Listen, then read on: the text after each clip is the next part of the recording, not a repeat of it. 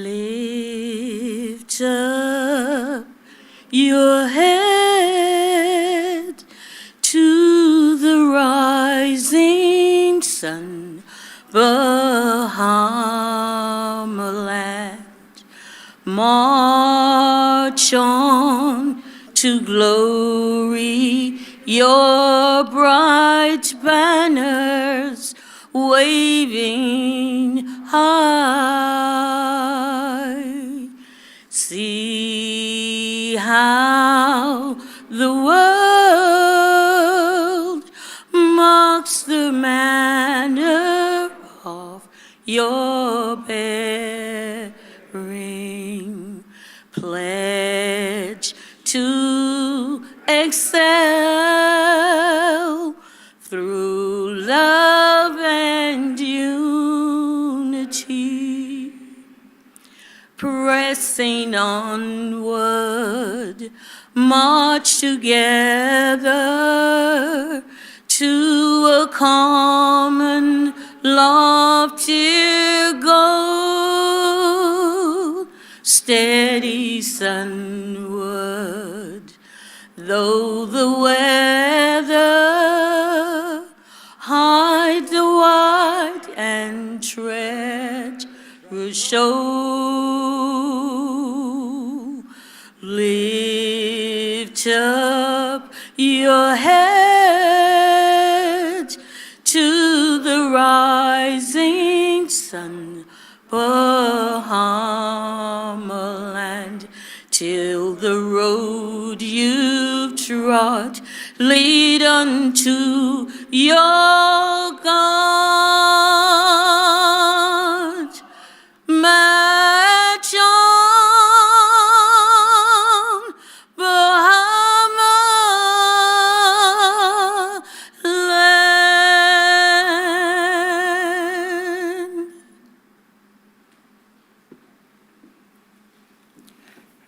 Please continue standing as I invite Mrs. Natasha Williamson, here at the University of Bahamas, Administrative Assistant 3, to take us to the Lord in prayer.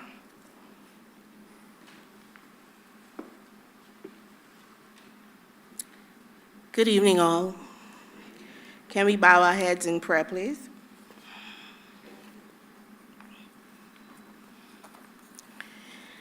Heavenly Father, we come to you this afternoon giving you praise, honor, and glory for who you are and for how good you have been to the Commonwealth of the Bahamas. Father, fresh in our minds is the fact that we have just celebrated 49 years as an independent and sovereign nation. We look around us and we can see your goodness and your favor upon us, and for this we say thank you. Your word says, "Blessed is the nation whose God is the Lord, the people he has chosen for his inheritance." And so, Father, we want to thank you for our past and present leaders who have done and are doing their part to lead our country. We pause right now to ask that you will continue heart and mind preparation for our future leaders, men and women who will have a heart for the people and who will lead with fairness and integrity. Father, we ask for your blessing for this Davis Cooper administration. Fill them with wisdom, knowledge, and understanding for the work that they have been chosen to do. Cause them to be the catalyst that brings this national development plan all together, because this is not a political thing. This is for the betterment of the Bahamian people. Father, I ask that you will give them a prophetic look into the future as they make decisions for generations of Bahamians yet unborn. Thank you for the countless Bahamians who are making positive contributions to this country. You have filled so many of us with dreams, aspirations, and a hope for a better country. 49 years ago, we crept because we were not sure which way to go. But on the eve of 50, we stand strong as a resilient people who have a mind to work and who are making major contributions on the world stage. And so, Lord, we ask that you will make it clear and make it plain the direction we ought to go. Father, I ask that you continue to open doors of opportunity for Bahamians to walk through. Continue to favor us as you build our country and seek to leave an inheritance for our children's children. And so, Father, we thank you for the National Development Plan of the Commonwealth of the Bahamas, and we ask you to bless those responsible for crafting the many facets of the plan, and for your Holy Spirit to guide us through all of its execution. This is our prayer. In Jesus' mighty name, let all the people say, amen. You may be seated.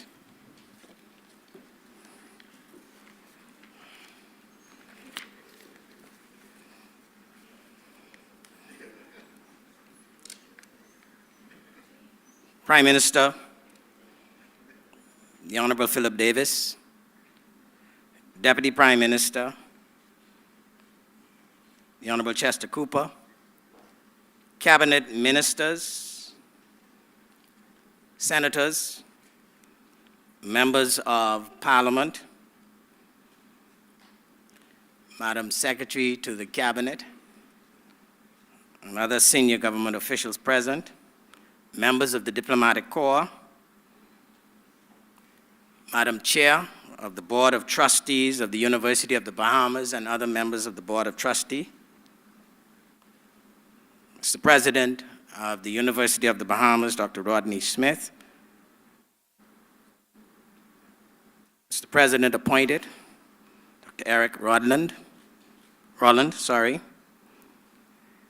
other executives of the University of the Bahamas, its faculty and staff, distinguished invited guests, ladies and gentlemen, here present and watching by live stream.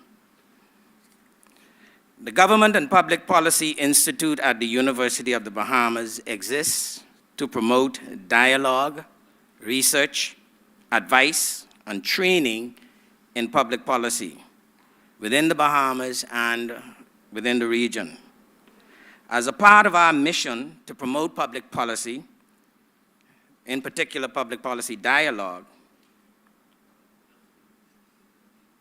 we have established something we call the Meet the Policy Director Lecture Series. A series that provides policymakers with an opportunity to present national policies in a constructive environment aimed to inform, instruct, and improve our national efforts. Tonight is an important night for our country. Indeed, it is a historic night. For the first time in our nation's history, at the premier tertiary institution in our nation, the leader of our country will present on the National Development Plan for the country. It is the special constitutional authority of the Cabinet, the country's executive, to have general direction and control of the government. Such direction and control are much better exercised, I believe, we would all agree, in the context of a development plan. According to a study done by the Admos Chamohu group in 2018, in 2006 there were 60 national development plans in existence, 2016. 2006, sorry. By 2016, that number had grown to 116. By 2018, there were 120 national development plans in existence. According to Chim Ho, the plans have varying time frames from 5 years to 20+ years. They can be characterized as follows. Type A, which is a rational, comprehensive plan, which serves as a blueprint, having a sound technical analysis, limited social embeddedness, and credible commitment insofar as public expenditure is concerned. 26% of the plans are characterized that way. Type B, collaborative rationality, having sound technical analysis, significant social embeddedness, and credible commitment 42% of the plans have this characteristic. Type C, rational comprehensive, having poor technical analysis, limited social embeddedness, and questionable commitment, 12% of the plans. And then there is a type D, collaborative rationality, having social embeddedness, poor technical analysis, and questionable commitment. 20% of the plans are characterized this way. Our country has a draft national development plan, which the government and public policy conducted a review of between 2017 and 2021. The review was to assess its continuing relevance, given the passage of time since the draft's release in 2016. We concluded, and I quote, "The National Development Draft 2 Plan remains relevant and instructive, and if adopted, may operate as a useful tool for guiding national policies toward a more developed Bahamas," end quote. On the cusp of our nation's 50th anniversary of independence, it is our honor tonight to host this important national forum, one which we believe provides an excellent dialogue for national policy education. We have been doing these forums since 2017, when we hosted the first of its kind, featuring all the past living and the present governor of the central bank. Today, we are even more privileged to have, for the first time, the Prime Minister of our country to present a public policy lecture on a topic critical to our national development. We are indeed grateful that without hesitation, Prime Minister, the Honourable Philip Davis, consented to be our speaker. And I might add, consented to do so at a time when we happen to know he is and has been extremely busy. Prime Minister, we thank you. We thank you very much. It is good to have all of you here tonight, in person, and some watching by live stream. And I invite you now to join me in welcoming Dr. Rodney Smith, President of the University, to give you a formal welcome.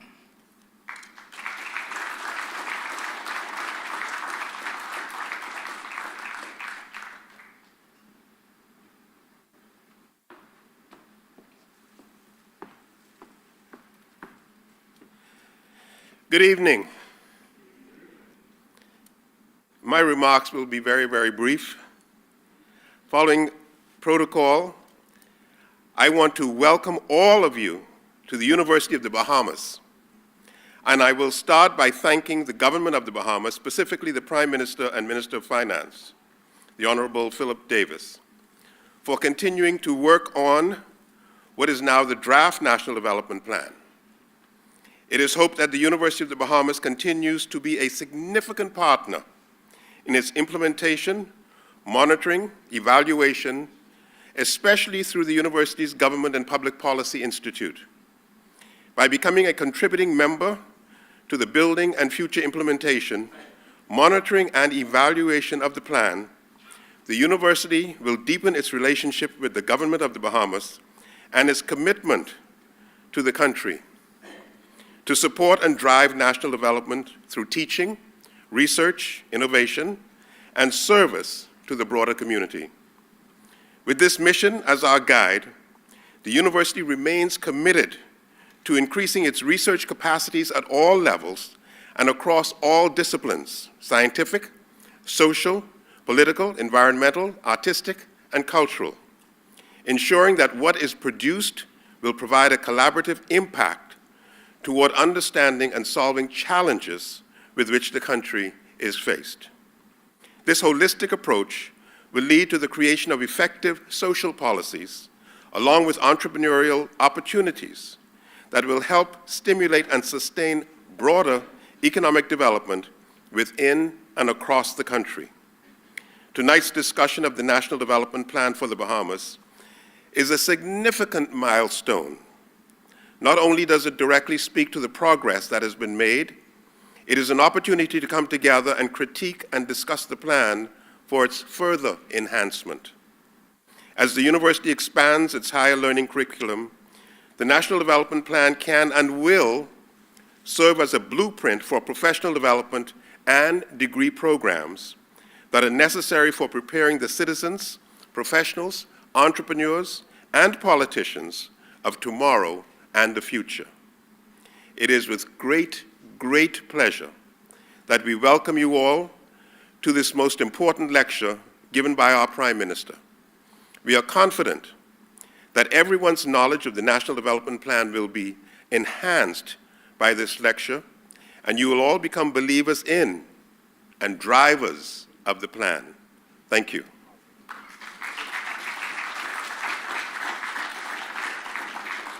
Now I know we all been quite formal, a little sticky, all dressed up, but I have to tell you something looking from here. Y'all look good. In fact, you look so good, you should turn to somebody and say, I don't care what you say, I look good.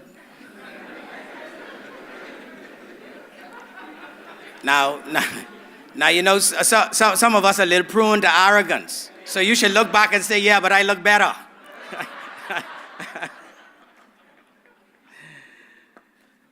We are a small team at the Government and Public Policy Institute, but we do a lot of work. And I have the pleasure of serving with some very capable young people who I can leave to discharge their responsibilities with great competence. One of them tonight is going to introduce our Prime Minister. Please welcome with me Mrs. Leslie Archer, Policy Fellow in the Government and Public Policy Institute, as she introduces the Prime Minister.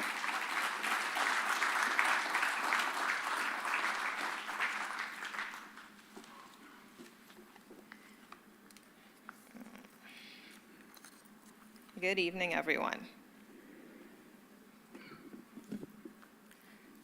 Philip Edward Brave Davis is perhaps best known now as a politician, serving as leader of the Progressive Liberal Party and Member of Parliament for Cat Island, Rum Cay, and San Salvador.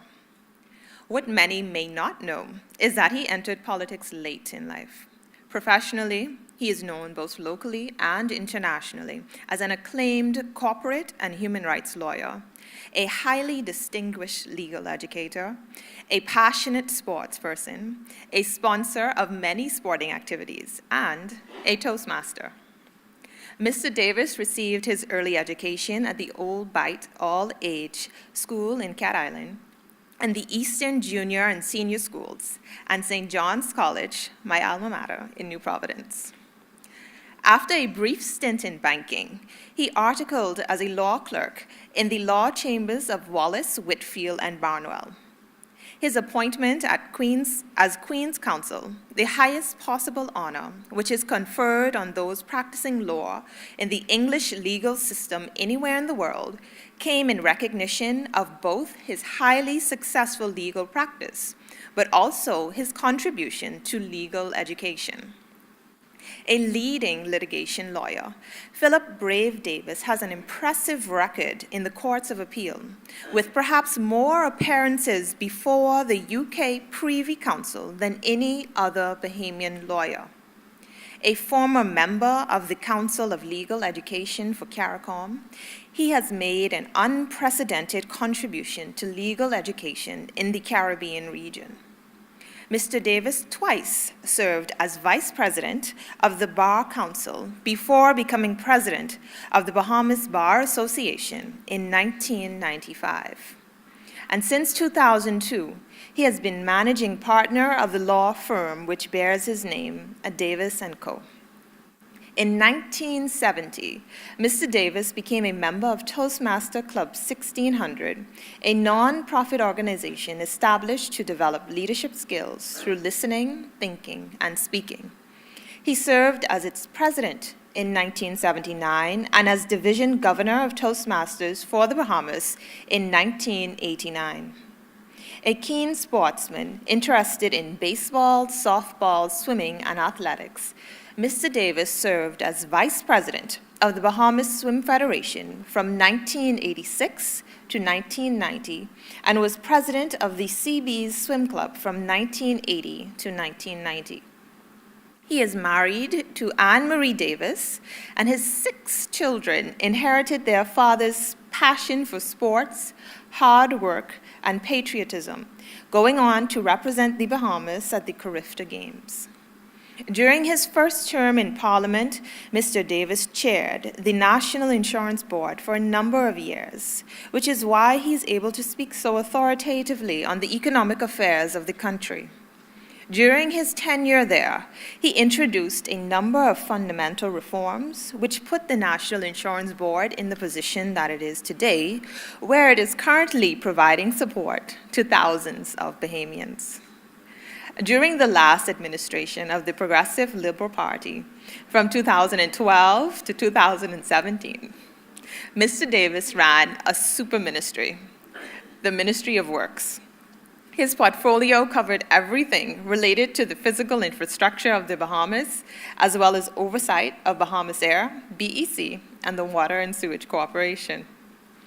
In no small way, this is why he has the reputation for getting things done. Since May 2017, he has been the leader of the Progressive Liberal Party. On September 16th, he was elected the 5th Prime Minister of the Commonwealth of the Bahamas, where he also serves as Minister of Finance. I now invite you to stand with me and welcome the Honourable Philip Edward Brave Davis, QC Prime Minister of the Bahamas.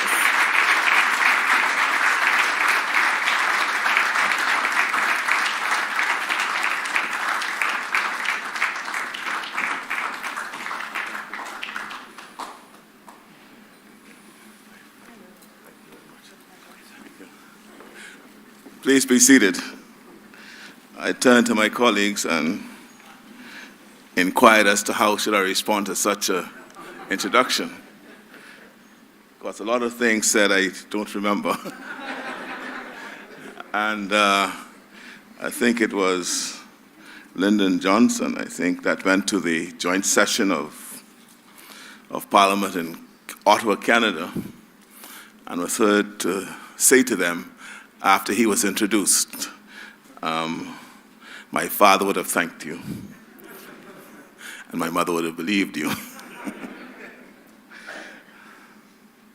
To my cabinet colleagues, Deputy Prime Minister, and all those who are here present, honored and distinguished guests, ladies and gentlemen, good evening.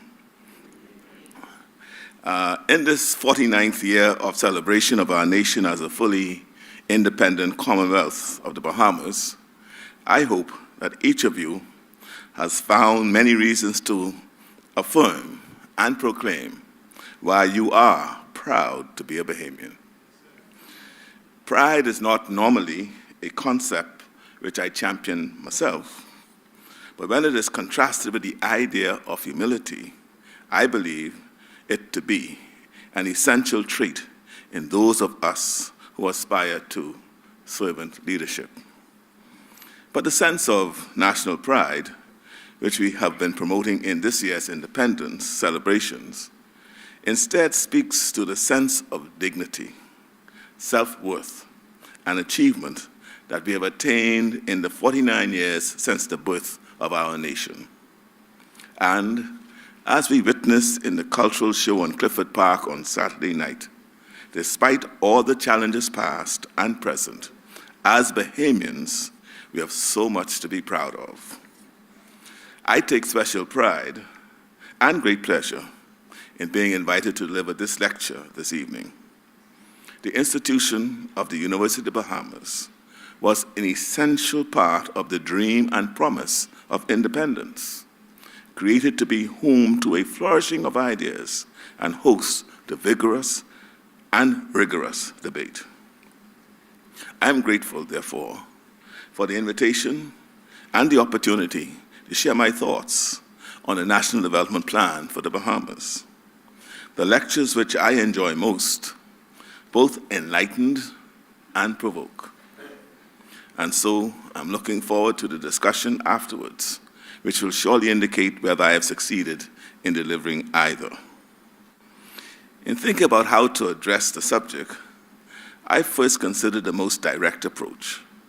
I thought to reflect on the findings of the National Development Plan to date and set out some of the priorities of our administration in completing and implementing them. But this would have been enlightenment without provocation. The provocation, or rather the things upon which we might not all agree, will hopefully prove more fertile for discussion and debate. So, the National Development Plan for the Bahamas, or indeed for any nation, is not static. It is a dynamic document essentially detailing the myriad of challenges and opportunities for the country. It's perhaps best understood in the negative. Without a national development plan, the government of the day has to make decisions and choices, most of which are based on short-term needs. Given our 5-year electoral cycle, it is easy to spend money on visible outcomes, which might be sufficiently impressive to inspire a few votes. But the money might be better spent on less visible outcomes, such as improving coastal defenses, which would prevent long-term coastal erosion. Without a plan, governments would also have to start every initiative from scratch, obtaining basic data, formulating options, and consulting the public before determining a course of action. Any rigorous planning exercise done properly and well helps to ensure success. It does not guarantee it, but without a plan, success is likely to be far more elusive. The National Development Plan for the Bahamas benefited by having input from Bahamians from each part of the country and every walk of life. The results, therefore, form a consensus of what Bahamians think needs to be done in order to move the country forward. The data contained in the plan and the recommendations built upon it are refined into a number of specific, tangible goals with strategies attached on how to deliver them. The advantage of this is that we are able to understand what success looks like. That said, it is not the specific step-by-step planning document which some imagine it to be. The government of the day would still need to detail substantive policy and a delivery plan in order to make it effective.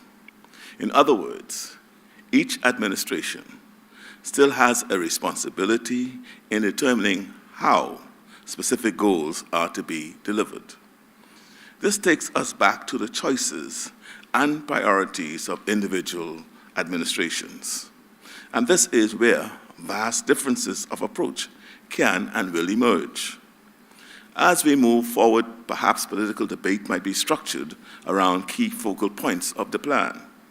For example, as the plan calls for the provision of adequate funding for education, political parties could be challenged to say what they think constitutes adequate funding, how it will be sourced, and how it would be spent.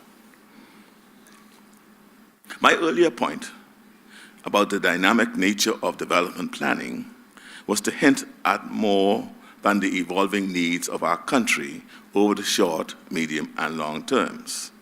The context becomes king insofar as the realities of the day will have great influence on the priorities and perceptions of the time. Whatever those are, it is also to emphasize that the context didn't come out of nothing. We do not start with a blank sheet and on it sketch out our version of paradise. No, we have to start with what we have inherited from previous administrations and previous generations. Even though they may not have used the language of national development, their decisions and actions continue to shape our present reality. And the influence is not merely historical, There are Bahamians today who still hold dear some version of earlier ideas of national development. Are they wrong to do so? Of course not. They are Bahamians. And even if they are not of the view of the majority, they still have influence. So let us first consider the pre-independence period, the 20th century up until 1967. We often describe the period in racial terms, focusing on the divide between the ruling white minority and the black majority. But the form of legalized racial oppression that existed, the Bahamian version of apartheid in South Africa, was supported by an economic system that did all that it could to protect the interests of the minority. In turn, the national development goals and strategies of the day were to stoutly defend and maintain the status quo.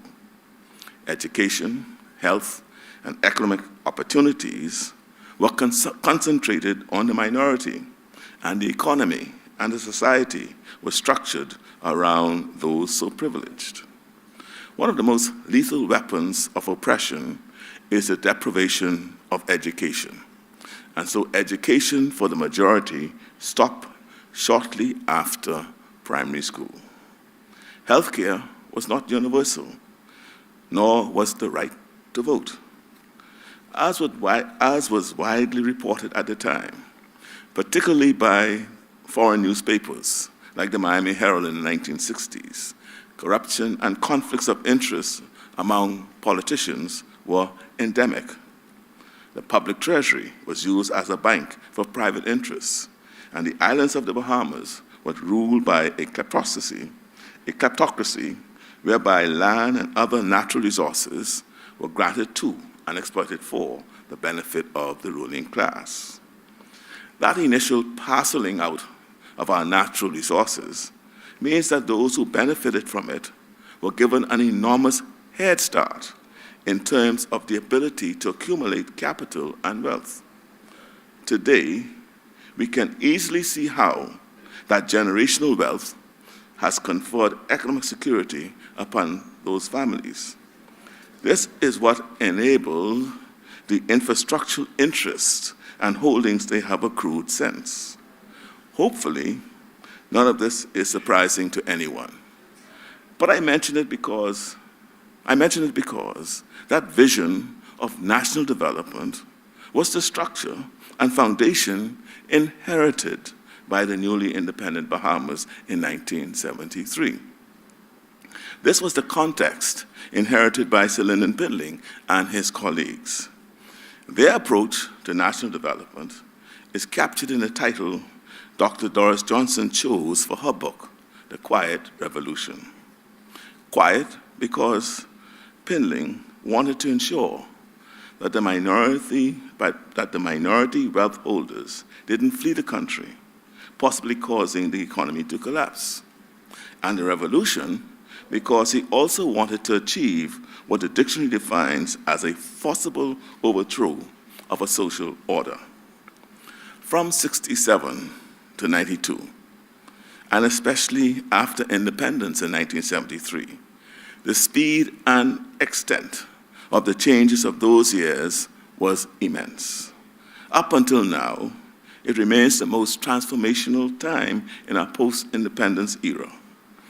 If you want to see a tangible expression of those changes, I invite you, have a look at the yellow pages in our telephone directory from 1967 to 1975, and look at the faces of the professionals and the nationalities of the professionals advertising there.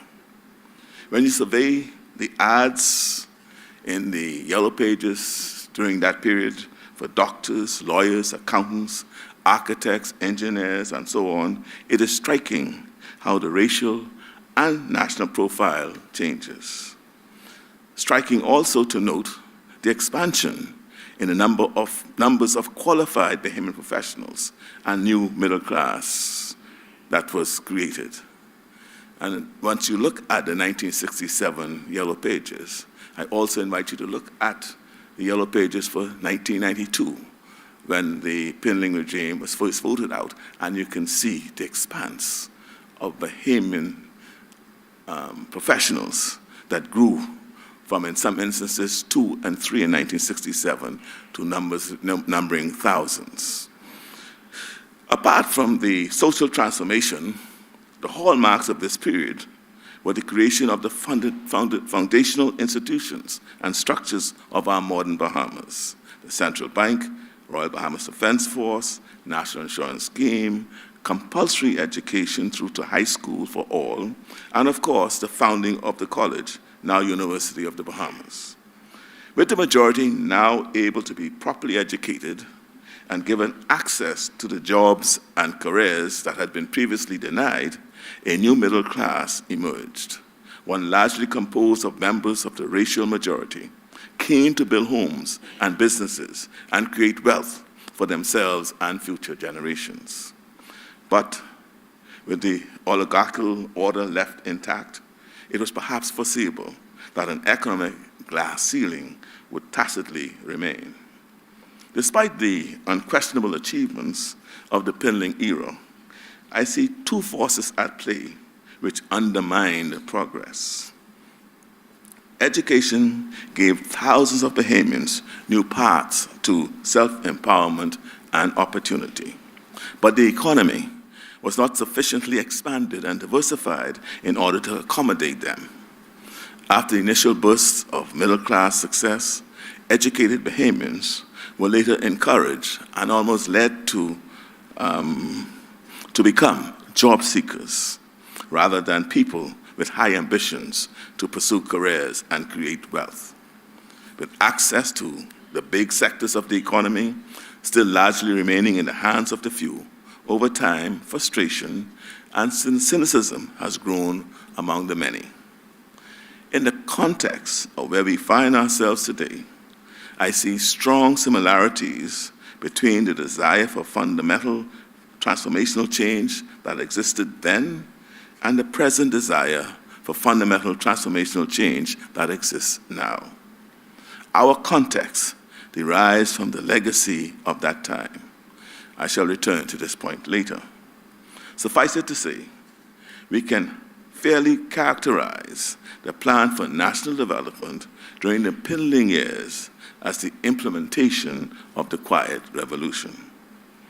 With the first change of government since independence taking place in 1992, national development thereafter featured a more managerial approach. The status quo was largely left intact. A quick glance at some of the biggest initiatives of that time reflect an ideological shift which removed certain economic protections for Bahamians that had been implemented during the Pinling years. The repeal of the Immovable Property Act, the privatization of BTC, the monopoly created by the port of entry, the Arawak port, and the extensive roadworks initiatives all allowed private interests to profit magnificently from the government institutions. Other social initiatives, such as the liberalization of the radio airways, introduced similar ostensible free market changes. This proliferation of media, and especially the radio call-in format, was the early version of the social media landscape on which we live today. While the language of the time was about the virtues of capitalism and so on, in fact, public money was used to subsidize many of these projects and create protections against competition and other market forces. And so we see that the priorities of national development shift once again. Privatization did not change the basic economic model, and instead shifted the emphasis to the promotion and protection of established economic interests. Notwithstanding the stated goal of having the expanded wealth of trickle down to the wider society, it is not clear that there was, in fact, any beneficial trickle-down effect. But it meant that those who already had significant capital, or those who were already able to raise investment and loans, they did very well. The shareholder society, as envisioned, never materialized, instead manifesting growing disparities in income. The Christie years, interspersed with the Ingram years, shifted the focus back to a national development agenda with a more centrist blend of the approaches of Pindling and Ingram. Big, bold initiatives like anchor projects for family islands, BAMSI, urban renewal, national health insurance sought to extend the agenda of the quiet revolution. The doubling of investment in education also signaled a return to Pindling's ideological roots, and of course, the launch of a formal national development plan shifted the idea of governance and planning into something far more structured, stable, and long-term. But the basic economic model, unchanged, with the focus on high volume rather than high value tourism. I suspect that the encouragement of large-scale foreign direct investments into ventures like Bahamas and Atlantis probably peaked in the Ingram then Christie years. And so we come to the more recent years. In many ways, it's far too soon to tell what its ultimate legacy will be. I wouldn't want this lecture to stray into some of the current political battles, but I struggle to see any positive impact on national development since 2017. Before Dorian, before COVID, it appeared that the approach to the economy was that of a small business owner, where so-called balancing the books was the holy grail of governance, with other goals for the nation barely articulated and certainly not prioritized. We also see signs of systematic efforts to hand over many ordinary functions of the state to the private sector.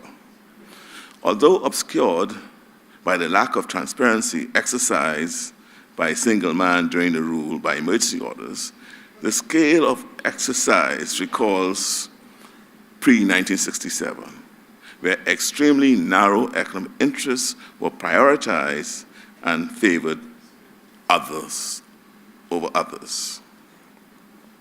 And so let's come to the present. History and hindsight are great teachers. So I expect that one day in the future, one of my successors will stand here and tell you what to make of our successes or otherwise. But in terms of our intent, in terms of our own approach to implementing a plan for national development, I'll speak to three elements: the context, which we have inherited, the values which form the prism through which we will address the elements, and the priorities which are guiding our administration. Post the context, post-Dorian and post-COVID, both the Bahamas and the world have changed substantially. As with every government, we need to address the overwhelmingly urgent and important short-term issues while setting the country on a sustainable path to fulfill a long-term vision. If you haven't already done so, please be sure to read our campaign platform document, A Blueprint for Change. I know that in the past, many have viewed these documents as a campaign exercise, but we are serious about delivering. Indeed, many initiatives are already underway and have been fulfilled. In our blueprint, you'll find a substantial number of policies to recover, rebuild, and revolutionize our Bahamas. Since 2016, when the research and findings of the formal National Development Plan were being collated, we were still paying insufficient attention to what the impact of climate change might be. Dorian is the storm that persuaded even the skeptics that climate change was not a problem of a distant future, but one we must confront right now. Then the COVID-19 pandemic led to both a health and economic crisis. The global aftershocks in terms of rising costs, soaring inflation, the restricted supply chains, all made worse now by the war in Ukraine, are likely to remain challenging for a while yet. If these facts provide the context for a national development plan, the answers to the question, what should we do? Then our values will guide us as to how to do it. Since becoming party leader in 2017, I've spoken on a number of occasions in Parliament and elsewhere about the values which guide us. We first think of the concept of the promise of independence. I articulated this in Parliament in 2020 during my budget contribution when I said, the promise of independence was more than just freedom from colonial rule. It was also the promise of self-determination, the right to lead lives of dignity and purpose. It was the promise of unlocking, for the first time, real economic opportunity for the majority of the Bahamian people. Every generation needs to fight anew to make these promises real. The second set of values rests on the principles of what I call economic justice and economic dignity. Economic justice is based on the simple but profound idea that an economy will be more successful if it is fairer. It seeks to redress some of the inequalities created by capitalism by giving everyone a chance to earn a fair, decent income. Everyone will prosper. What does this mean in practice? We will work to make the system of taxation fairer. We will work towards ensuring that workers earn not just a minimum wage, but a livable wage. I accept that complete economic equality is an unrealistic goal. What is achievable, though, however, and morally compelling for us, is to protect that which I believe to be the common denominator of humanity, the joy of life itself. We will ensure that public investment in education, housing, transportation, and so on benefit the many and not the few. For example, you can see how, in just 9 months, we have broader access to affordable housing, and we made that a priority. This contrasts, of course, with the approach of the previous administration, which was to provide land for those who already had financial success behind them. The concept of economic dignity is closely related to the approach of economic justice. And I fully support what was described as the 3 pillars of the economic dignity, identified essentially by Jane Sperling, who originally coined the term economic dignity. Firstly, first pillar, the capacity to care for family and experience its greatest joys. My understanding of family in this sense goes wider than those to whom we are related by blood. Secondly, the pursuit of potential and purpose. My own life experience has shown time and time again that when people have the opportunity to pursue their potential and purpose, even if they need second, third, or even 4 chances, they do so, they are better for it.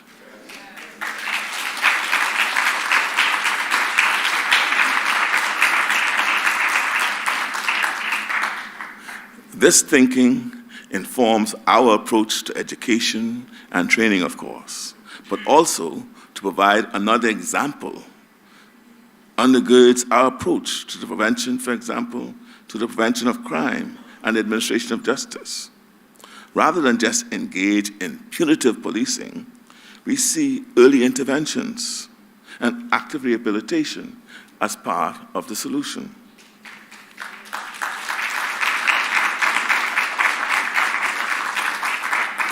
The third pillar proposes economic participation without domination and humiliation. Even without engaging the extremes of child and slave labor, we are all too familiar with some working practices in the Bahamas, where workers are subjected to all manner of humiliating indignities. And the employers who practice it are often amazed at the poor morale and lack of motivation in their businesses. Along with the promise of independence and the concepts of economic justice and economic dignity, our final set of animating values go to our view of the proper role and function of the state. As an unashamed holder of progressive values, I do not believe that the state should stand idly by and leave people to just fend for themselves.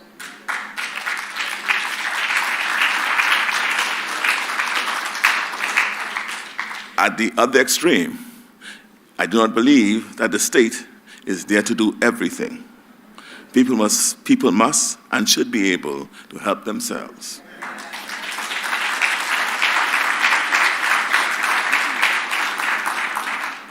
Taken together, I believe that these values will keep us on the path which Bahamians elected us to pursue, to move closer to fulfilling the ambition and promise of independence, to put people first by ensuring that economic activity is not just a series of metrics, but instead driven by the very human needs for dignity and justice, and to ensure that the state, in its drive for efficiency and effectiveness in an emergency, does not lose its ability to also act as a good Samaritan. And just to be clear, preceding administrations embraced these values to some extent. Post-independence, they certainly all did to some degree, although the most recent administration hopefully represented the lowest point of that commitment. But where I do draw a distinction is in the formal incorporation of these values into policy. We can and will test what we do against these values.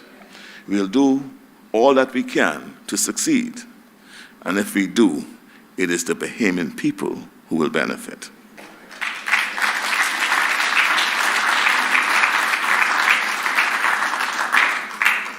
Earlier, I referred to our blueprint for change, highlighting our compendium of policy initiatives. It is ambitious in scope and in depth, and we accept that. As a matter of practical reality, we need to prioritize. It cannot all happen at once. Yes, there's an argument for saying everything needs to be done, but without a sense of focus, without a sense of priorities, we'll spread ourselves too thinly and end up achieving nothing.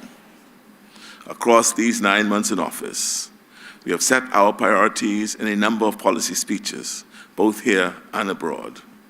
In our swearing-in speeches and a speech from the throne, we detail our broad legislative program. In my remarks to the United Nations and at COP26 in Glasgow, I position our foreign policy in terms of climate change and challenge the international community to deliver on the promises they have made. And so, our priorities are interdependent and not mutually exclusive. And so, firstly, education. I spoke earlier about the deprivation of education as an instrument of oppression. But a more positive way to say that is that education is the path to empowerment and prosperity.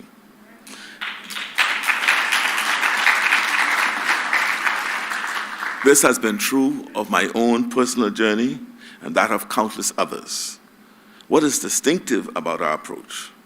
What is distinctive about our approach? Well, we will educate not just for the broad curriculum, but also to ensure that Bahamians can take advantage of the opportunities we are seeking to stimulate in the orange, green, and blue economies. So for example, our support for the LJM Maritime Academy reflects this, along with the launch of a new school for the creative and performing arts. That said, we also recognize that our cultural norms do not currently support and promote the value of education as they once did. This has given rise to comments such as, book learning isn't everything. And while I agree that the traditional university-based education is not the right path for everyone, a confident grounding in literacy, numeracy, and all other skills which enable someone to function well in one society, these skills remain essential. The grammar of WhatsApp messages and the attitude of TikTok videos are not reliable foundations for success.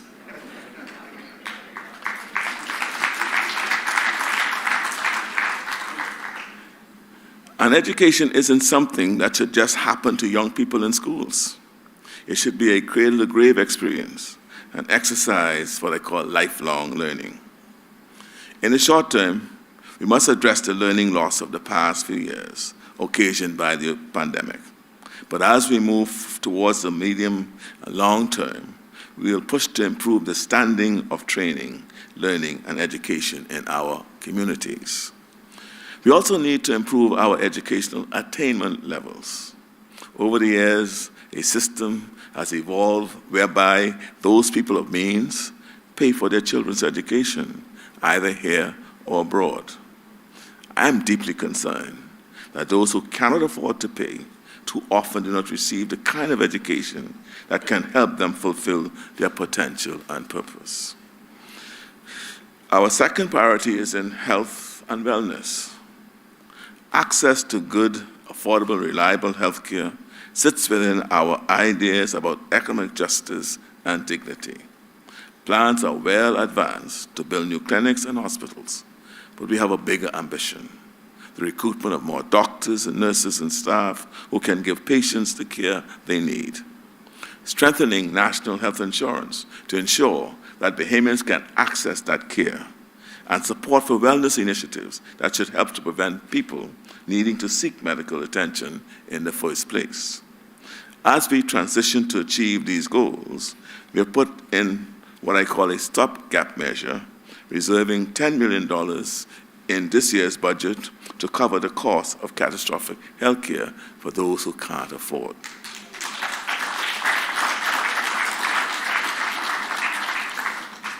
The economy is our third priority. It is not to say that it's the third most important thing for us.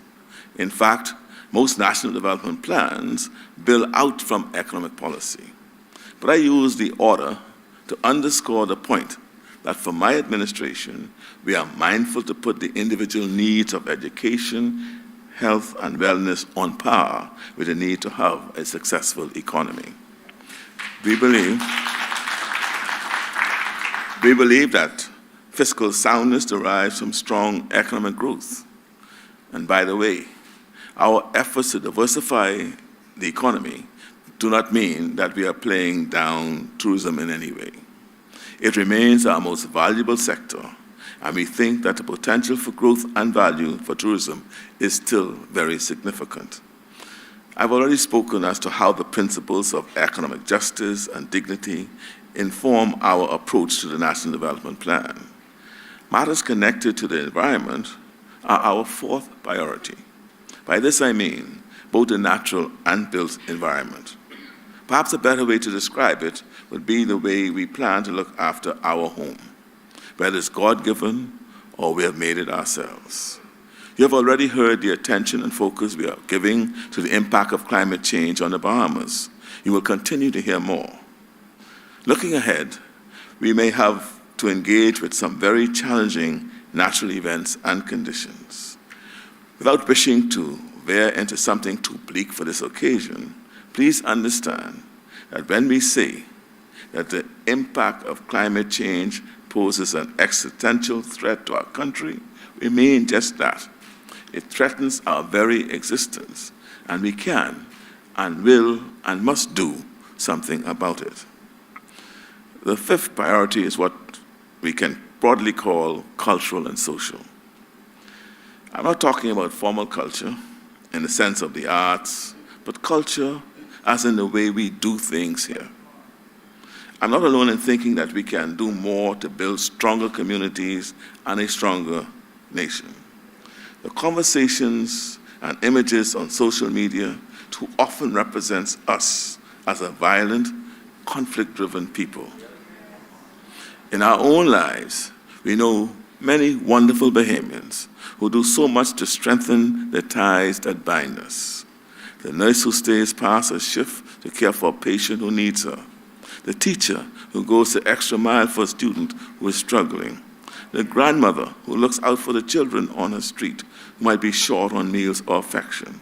The pastor who knows who in his flock needs extra healing. We shouldn't have a conversation about our national development without acknowledging that the work done by the angels among us should be supported, lifted up, and encouraged.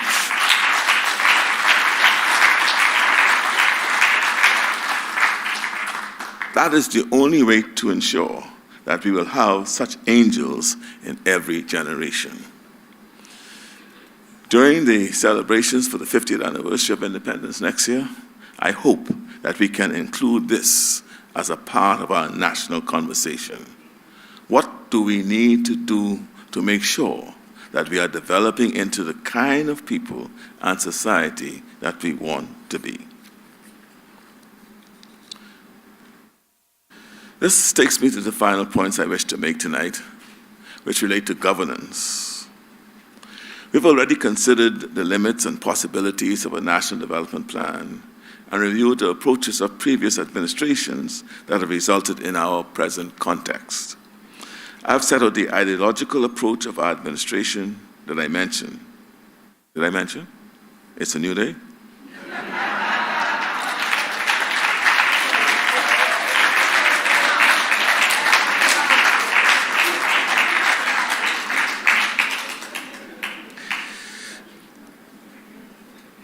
I've set out the ideological approach through an iteration of the values that guide us. And I've highlighted how our policy prioritizes and is set out in detail in our blueprint for change. And it shows how we will approach the short, medium, and long-term needs of national development. Before I finish, I wish to address some issue of governance which I think will act as a brake on national development unless we resolve them. Principal among these is the issue of trust. We are at a stage in history where there's very little trust between the people and the government. This is true not just of us here in the Bahamas, but we can do something about it here. In our view, the lack of trust has arisen because of the lack of transparency, a lack of accountability, and a lack of delivery. We have already taken steps and will continue to take steps to improve on each one of these. Our weekly press conferences, statements, video newsreels are all produced in an attempt to keep the Bahamian people informed about what we are doing. We have also improved media access to ministers so that ministers can give thoughtful answers to questions. Even though it is still early days, we expect to be held accountable for our decisions and actions. And we hope and expect that everyone in political life shares the same willingness to be held accountable.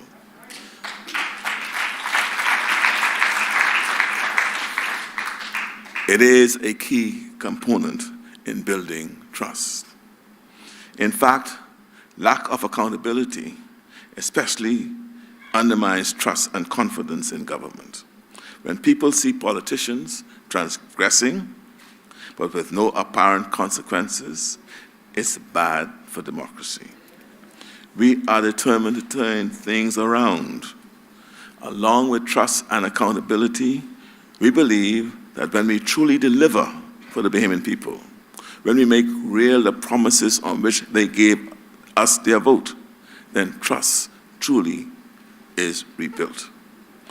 We will not succeed at everything we do, and everything we do will not produce the benefits we anticipated. But we will continue to try and are confident that we will have more successes than not. But none of it will work unless we work in partnership with the Bahamian people. Even though the country is crying out for change, it is often the case that people want change but don't like to be changed.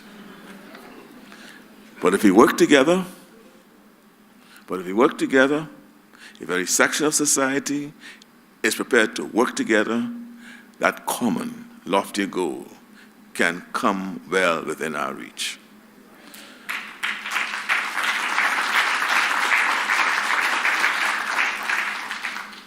But it requires us to do more than just offer knee-jerk reactions to everyday events. Businesses and centers of learning must play their part. Churches and civic organizations can and should actively support national development.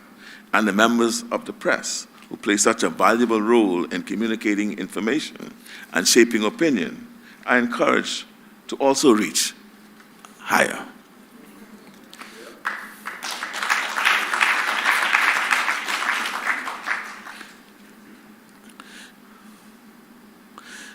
The draft National Development Plan has been taken off the shelf, and in very short order is intended to have the committee reconvene to see how we could settle and not have a draft, but a final National Development Plan for us all. Thank you very much. National development needs us all to pull together for the betterment of everyone. By working in partnership, we can spend the next 50 years building the kind of Bahamas that each of us knows in our heart is better. Ladies and gentlemen, thank you for your attention tonight. I hope that you feel enlightened, that you've been provoked. God bless you all.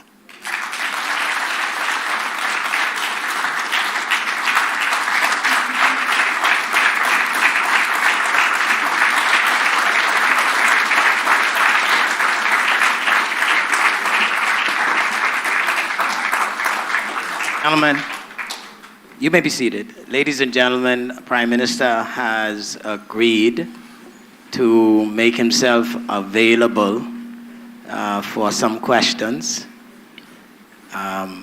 tonight. I was intrigued that the Prime Minister ended the way he did because I had a question for him. Prime Minister, you mentioned the second draft of the National Development Plan.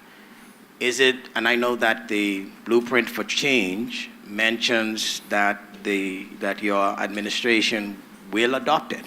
So is it the expectation that we could look forward to a formal adoption process for a National Development Plan for the Bahamas? Yes, you can. I'm happy to see that you read the Blueprint for Change. I'm the executive director of the Government Public Policy Institute. I have to read all the documents.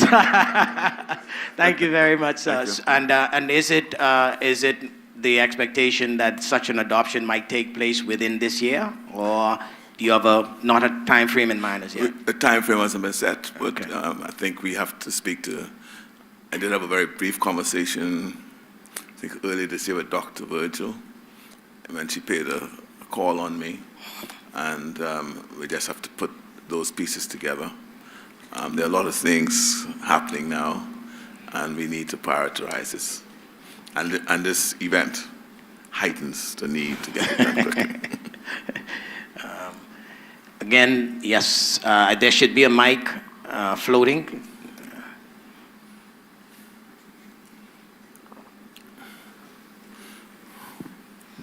Good afternoon, Prime Minister. My name is Monique Munker Hadley, and I want to take this opportunity to thank you and the government for partnering with LJM Maritime Academy. We're the proud parents of Christina Hadley, who's currently on a cadet program in Alaska. She's 21 years old. She was recruited by Dr. Claire out of Savannah Sound, Eleuthera.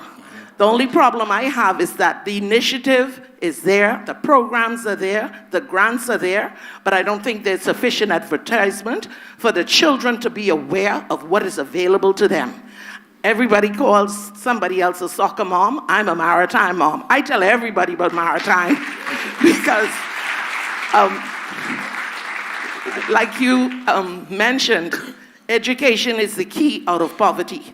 And we are looking forward to Christina returning home. She's a maritime cadet, the only female in that engine room amongst all those men. And let me tell you, we want more females, more males to get on that maritime ship. Thank you so much for partnering at LJM, sir. Thank you. Yeah, it's a wonderful opportunity for our young people, both male and female. I've heard them singing the praises of your daughter. I went to a function in Fort Lauderdale with the cruise. With the Cruise Association, they have a foundation that also supports LJM. And what is key about attending, once you are certified in any areas in the maritime boating industry, the cruise ships that come here have committed themselves to hiring every Bahamian that they can. Most of those cruise ships would have persons from the Philippines and the Far East, and it's more economical for them to hire local than to be flying them from that distance to hear their visa issues, any number of issues. And so they are encouraging us, and they're working and partnering with us to ensure that we have more. And I do agree that we need to do more about letting our young people know. Okay, we have a question in the back, sorry. In the back, yeah. Good evening. Is it on? I am very happy that the lady talked about maritime training. My husband and I, we do ABC maritime training, and we are specifically looking at the at-risk, we're specifically looking at the at-risk youths, those who can't read, those who are sitting on the blocks, and we feel as if the maritime industry is one that can really, it can help them. We've done research. We've came up with 870 careers in the maritime industry. And I feel as if we really need to push that. It's something we can at least be surrounded by water. If they can't do it on land, they can do it in the water. I've done an interview with a young gentleman who he spent 2 days, he and his friend. And I said, well, how much money do you think you can make? He said after he gave his friend a few dollars, he buy his gas. He comes up with like $2,400. So you can make it. It's good. We're hoping that you can push it. And, I want to commend you on your plan. If I might just say we're going to have a limited time for questions, so I'm going to ask you, please, if you can keep your questions as brief as possible, and then we'll get in as many people in as possible. Don't want to hinder you, but here he goes. Good night. My name is Natino Thompson, and I'm a gender queer theorist. And one of the groups that are not in the Blueprint for Change is LGBTQ plus people. And the question is, like former administrations, you often leave out this group of marginalized people, right?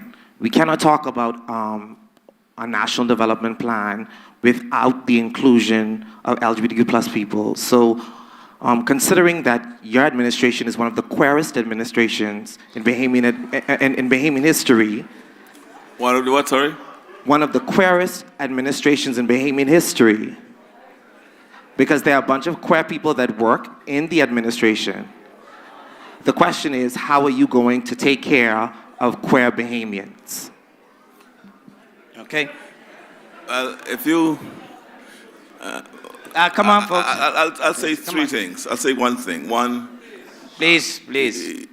when I spoke, I did not speak about female or male. I spoke about Bahamians.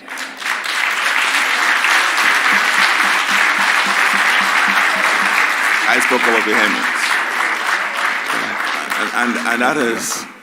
And that is the way I view all. And if you notice, if you're looking for a specific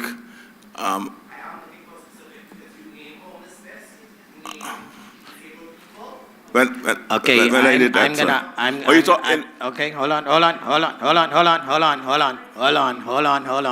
please.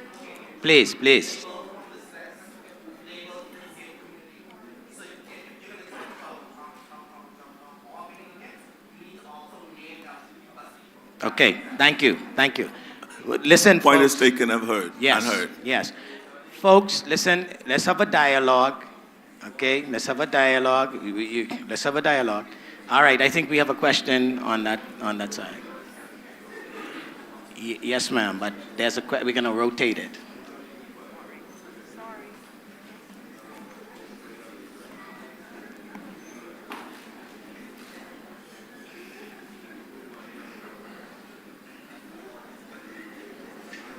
Good evening, Prime Minister.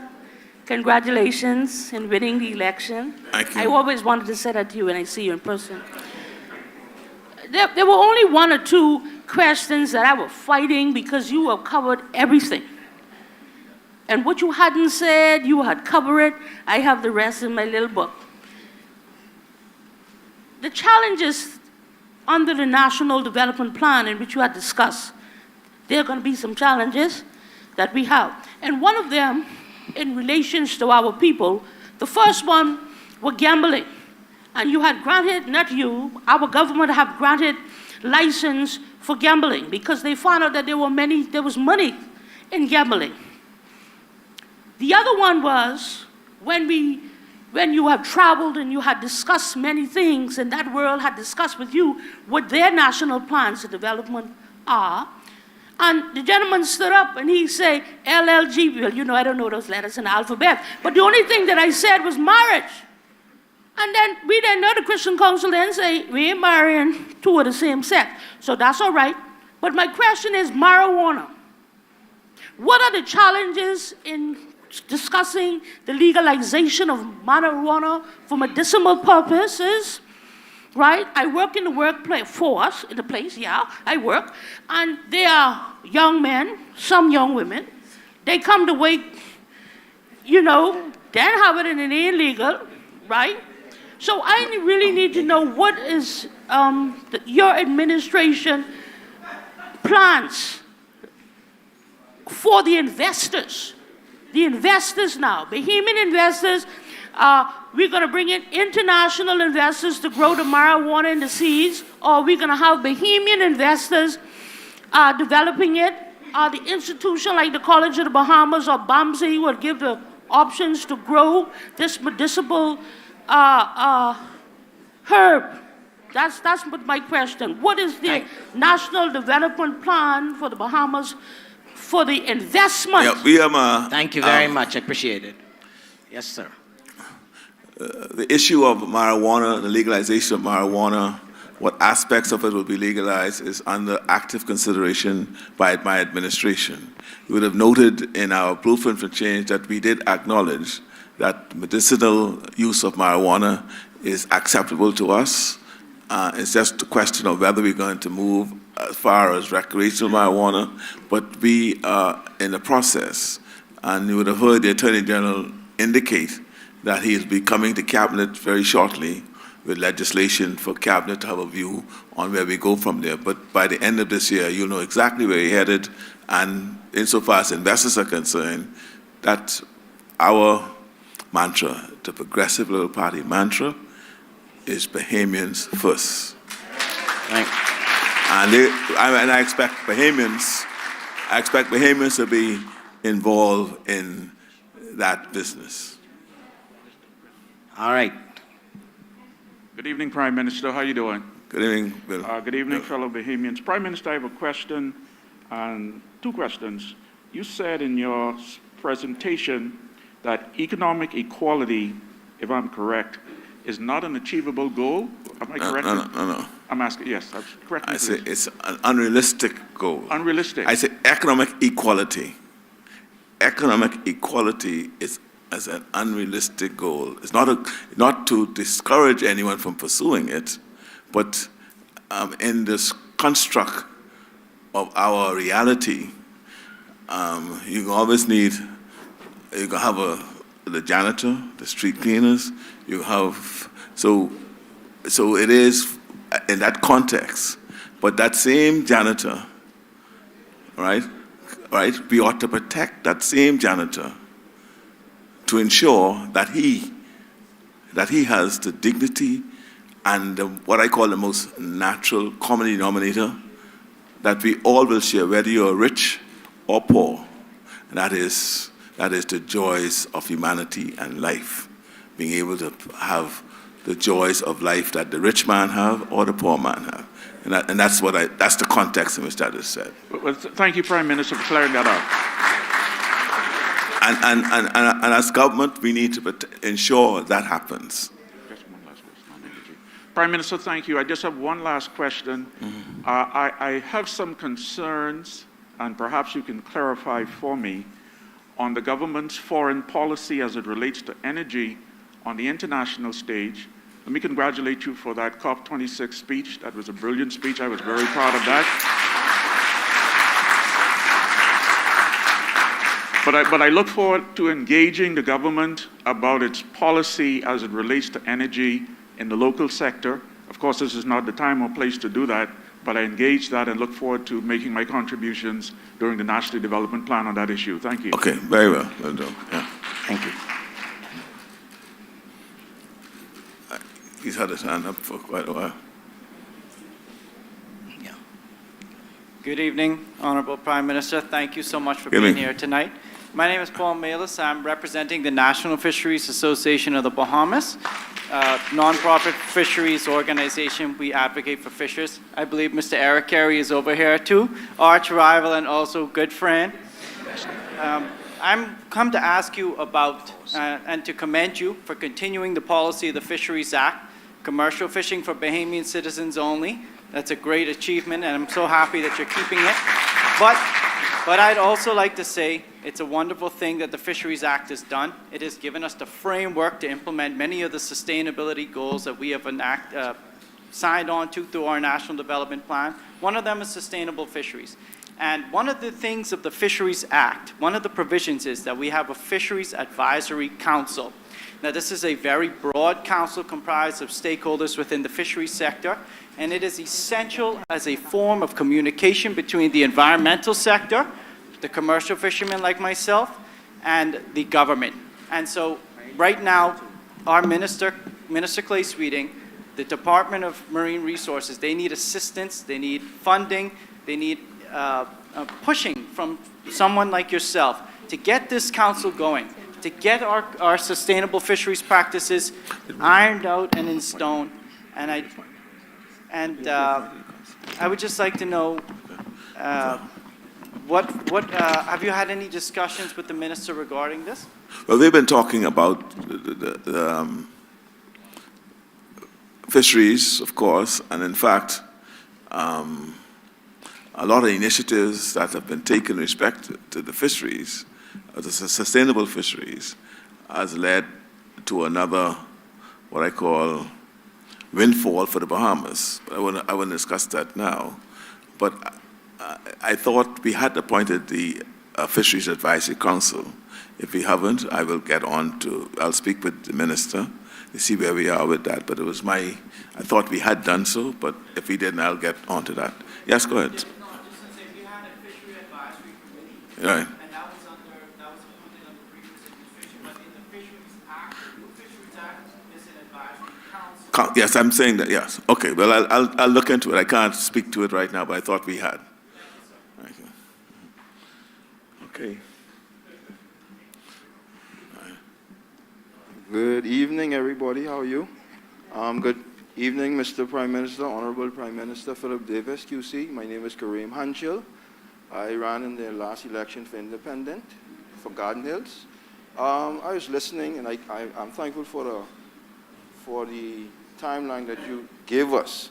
Now, I was very disappointed with the way Ingram administered the country in terms of oppression, and as a 39-year-old man, how we could have been forward. Now, even though you said some great things about the National Development Plan, what I want to know is if the snapshot of the budget, could I use that as an example of the way we think in terms of how we're going to transition, how we're going to impact bottom-up economic approach in terms of energy?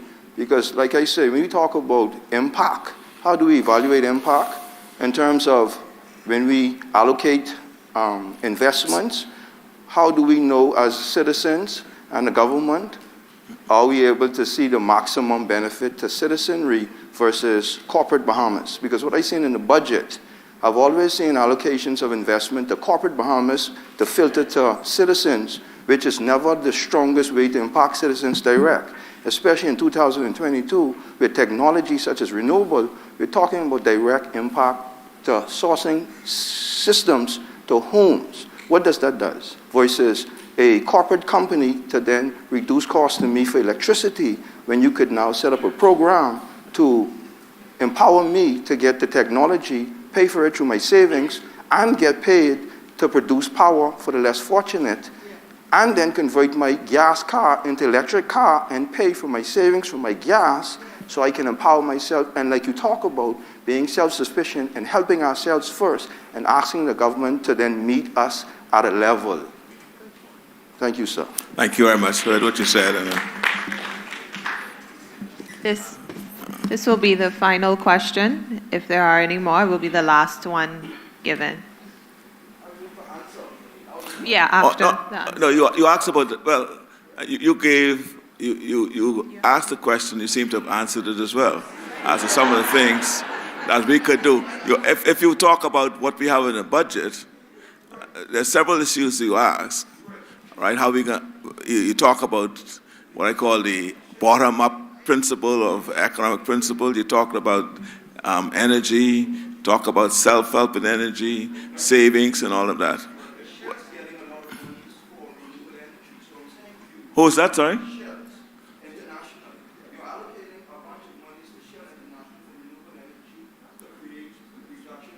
Who's allocating that, sorry? Which budget? My budget? I allocated money for Shell?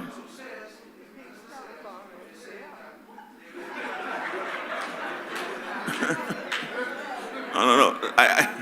So I think you're reading the wrong budget. And I tell you one thing, it wouldn't be Alfred Sayers if you call some other name. But,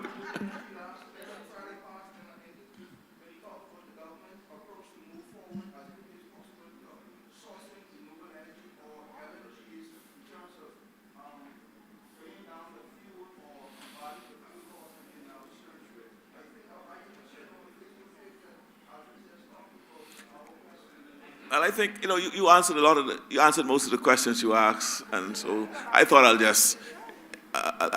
just leave it at that. Everyone heard what you had to say, and we take the point. But our budget does take into account our thrust towards renewable energy, because the primary and overarching principle in the budget when it comes to energy is to reduce our carbon footprint. And that's what we're doing. And we've already taken a number of initiatives to that. Yeah. Good night. My name is Carolyn Strawn. And Mr. Prime Minister, I would just love to take this moment to thank you for the developing plans moving forward. I think it's an awesome plan, and it can work, and it will work in this Bahamas. Now, like you had said before, in life, the government can only do some things. You cannot expect the government to do everything. In life, there are choices that we make. You may decide to be a man. You may decide to be a woman, or you may decide to be a shim. Whatever the situation is, I think that's your choice. Right now, I'm looking at it. You're talking about what we can do for the queer people, what we can do for the normal people. Because right now, the queer persons, as I see it, has all the opportunities. They're in Atlanta, they're in Georgia, they're all over the world. When are the normal people going to be taken care of? We don't have a problem with nobody because we are all one people. We treat everybody, whether you're queer, you're normal, or whatever, we treat all alike in this Bahamas. As a matter of fact, we give them more opportunity than we give the normal. So my thing is, when you decide to make your choice, know how you're making your choice, because the government is not responsible for your choice, okay? The government is not responsible for your choice. The choice that you make, because God said in His word, we are a religious-backed state. He said that is the reason a man would leave his mother and leave his wife, Thank not you, to Carol. his husband or her husband. Thank you very much.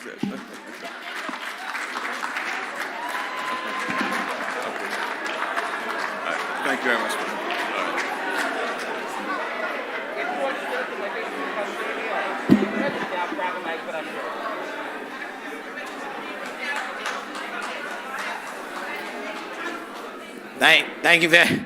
Thank you very much, folks.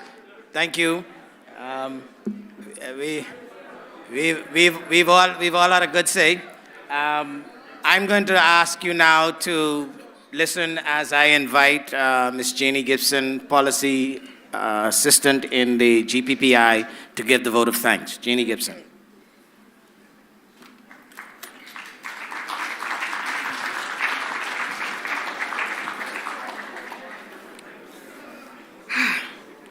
Protocol having been established. Good evening.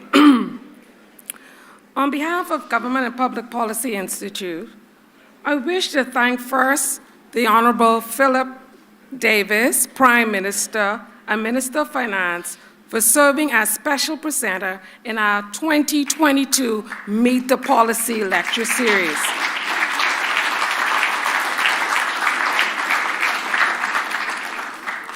I would like to thank you for using the occasion to energize public discussion of the National Development Plan for the Bahamas.